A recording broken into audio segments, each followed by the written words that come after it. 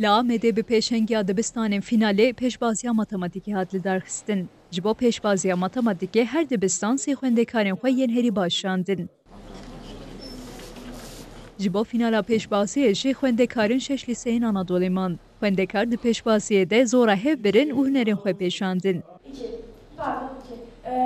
Hezkirên matematîkê ku ji van çalakyan gelekî qaîlin giringiya matematîkê anîn ziman. Herkesin de ez matematik hes dikim. Çima malîmê okulê me pirindi.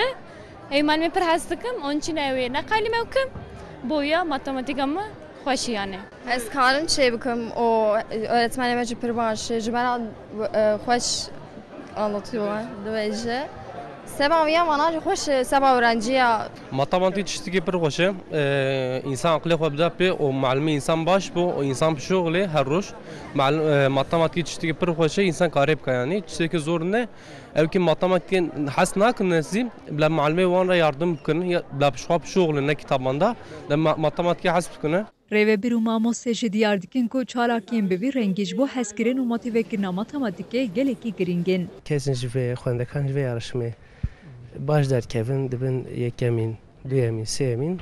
Ew jî kê em bêjin yarışmên netewî waya rojek dî bikevin wa yarışma jî kê ew tişt bikin serfiraz bibin.